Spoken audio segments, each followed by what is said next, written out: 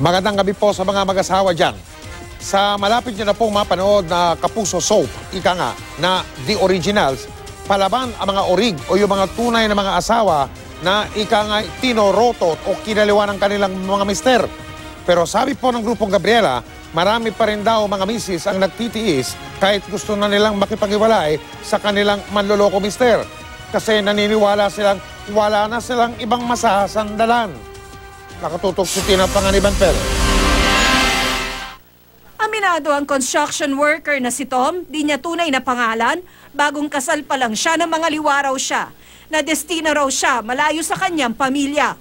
Pero itinigil na raw niya ang pambababae nang makita ang naging epekto nito sa misis niya. Umiyak lang. Ay, umiyak. Noong nakita mo umiyak, Siyempre, mo. naawa naman ako sa kanya. Doon ako nagsisa. Si Rome, hindi niya tunay na pangalan, na construction worker din. 26 na taon ang kasal, pero aminado rin. Sa lahat ng destino mo, nagka-girlfriend ka. Hindi mo lang pwedeng magsinungaling. Siyempre, nandun din yun eh. Walang malinaw na datos kung gaano karaming lalaki ang nangangaliwa. Sa isang pag-aaral na ginawa noon pang 1995 ng McCann Erickson, kalahati sa halos 500 respondent na lalaki ang umaming nagkaroon sila ng extramarital affair. Noong 2009, tinukoy naman sa pag-aaral ng National Commission on the Role of Filipino Women na 36% ng mga lalaki may asawa ang umaming nagkaroon ng extramarital affair. Sa datos naman ng Philippine National Police, noong 2015, nakapagtala sila ng mahigit 300 kaso ng concubinage o pakikiapid ng isang lalaking may asawa. Given yung culture natin, yung prevailing machismo, mas ikinatutuwa pa dahil sukatan ng pagiging macho. Nasaan ang asawa ko? Asawa mo pala eh. Bakit sa akin mo hinahanap? Ang pangangaliwa ng mga mister ang paksa ng bagong Kapuso Soap na The Originals. Dito, ang mga misis na napatid na ang PC, palaban. Animal pala ang motif ng event. Maganda. Lush. Green. Kulay ahas. Pero base sa mga counseling session ng Gabriela Party List, sa totoong buhay, maraming misis ang nagtitiis na lang. Kahit daw gusto nang makipaghiwalay. Almost always, ang sinasabi nila, gusto na lang humiwalay eh.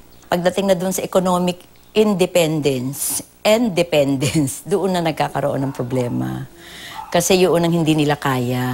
Ang Philippine Commission on Women may payo sa mga kababaihang nakararanas ng pangangaliwa mula sa kanilang mga asawa. She can have recourse to legal empowerment by going to court kung gusto niya para maihabla yung kanyang asawa. Or pwede rin siyang mag-file ng legal separation kung gusto niya or annulment.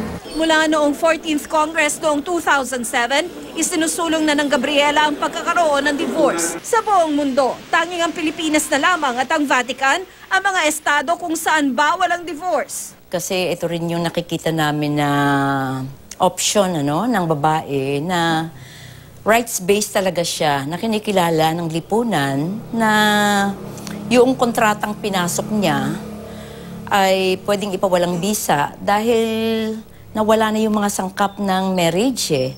Ilang panukalang batas para sa divorce na rin ang inihain sa Kamara pero di pa tiyak kung lulusot ang mga ito. Tina Panganiban Perez, Nakatutok, 24 Oras.